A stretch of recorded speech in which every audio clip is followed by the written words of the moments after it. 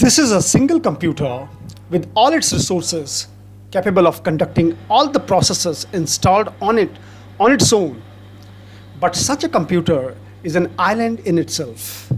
Its capabilities restricted to its own self in the sea of computers floating around the globe.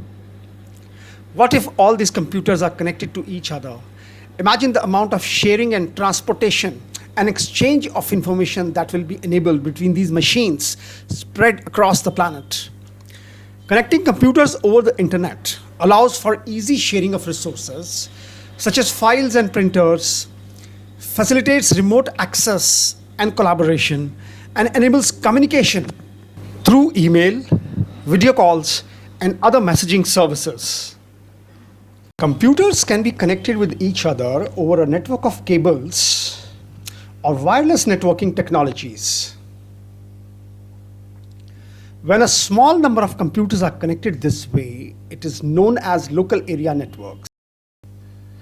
When a multiple local area networks of computers are further connected with each other worldwide, it becomes internet. The term internet has emerged from the concept of interconnected networks of computers.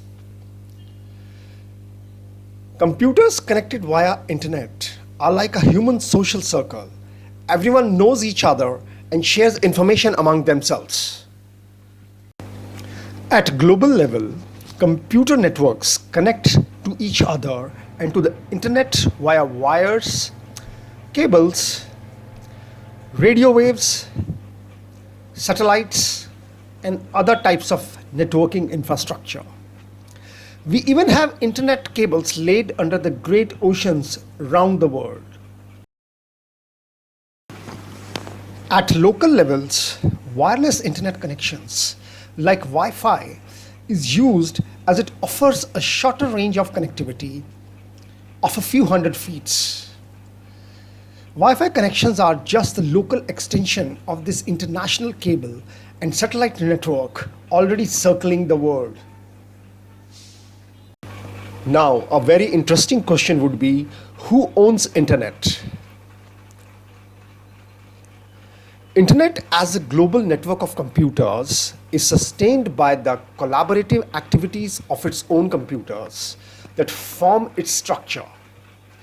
This collaboration of the interconnected live computers brings this network called Internet alive. Internet is no single entity's property. No one owns Internet. There is no single control center for Internet. There is no single machine or control center that controls the working of Internet. Computers that have the technology to connect to the Internet and exchange information over it can connect onto it or go online or disconnect from it or go offline from anywhere at any time without disturbing the working of the Internet as a whole. That is why the Internet is also known as a distributed network system, because it doesn't have any centralized control system. So, how does Internet work? The information which is shared over Internet is primarily the various forms of data, like the images, video files, and text files. These pieces of data do not get transported as it is. In fact, all data sent over the Internet is translated into pulses of light or electricity, also known as bits, and then they are interpreted by the receiving computer.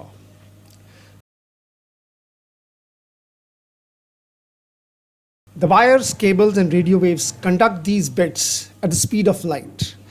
The more bits that can pass over these wires and cables in a given amount of time, the faster the Internet works.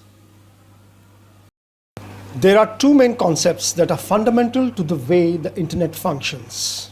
That is the packets and protocols. Let us start with packets first.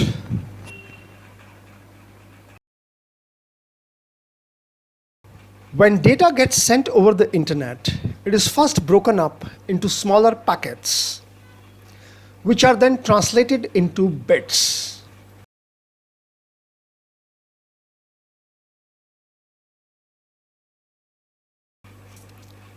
A packet is a small part of a bigger chunk of data which is being transported between two computers over the internet. Each packet contains both, that is, a piece of data and the information about that piece of data. The information about the packet's contents is known as the header, and it goes at the front of the packet so that the receiving machine knows what to do with the packet or how to reassemble it into the original data.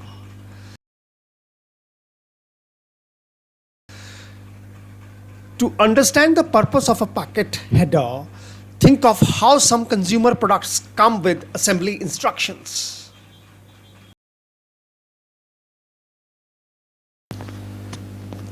Now, to summarize the entire process in a nutshell, let us begin from the computer from where the data has to be sent. The data is first converted into packets of smaller data, and which is converted into electrical waves or bits and transported across the internet.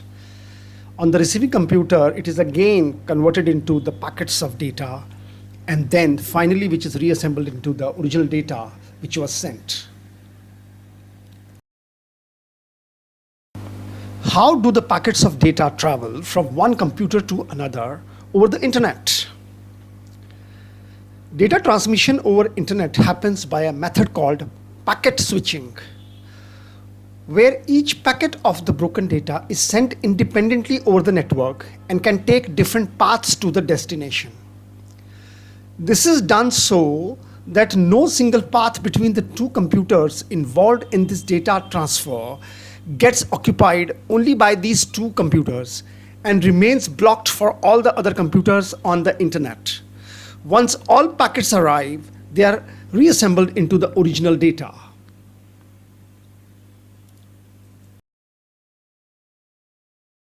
Have you ever wondered how does a computer finds the location or address of the other computer it wants to communicate with from among the trillions of computers connected over internet? How come that information sent from one computer always reaches the right computer it is intended for? It is very simple, in fact. Like from among the millions of houses located in a city, you can reach your friend's house if you have his or her home address. Each computer has its own address on the internet, known as the IP address. Each IP address can be identified only with one computer. There are no two similar IP addresses for two different computers on the internet. An IP address is a string of numbers separated by periods. An example of an IP address is 192.168.1.1. Now, let us try to understand the second concept on which internet runs, that is the internet protocol. Communication between computers over internet majorly involves requesting information and responding with the requested information. In other words, one computer requests information from the second computer, which responds by providing the requested information to the first computer. Now, if both these computers are using different software and hardware, the way the request will be sent by the first computer may not be properly understood by the second computer, in which situation it will not be able to send back the right response.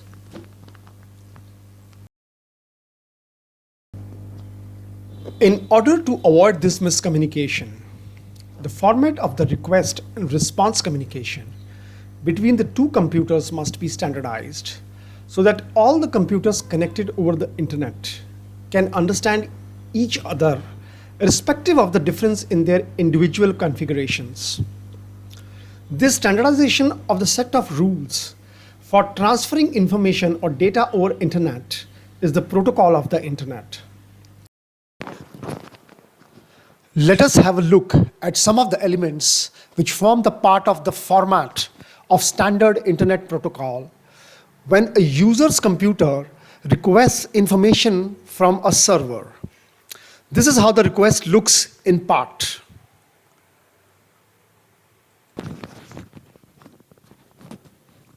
The standard request format from the user's computer must include the user's IP address, which is also known as the client's IP address, date and time of the request line from the header. It is like a subject line of a letter, details of the software being used on the user's computer, and the formats of the media user's computer can accept. Apart from these elements, which need to be included in the request being made, there are many other elements too, which we'll discuss when we discuss this request in detail. For the sake of running WordPress website on a VPS server, you just need to know the HTTP protocol, which will be explained in later lessons.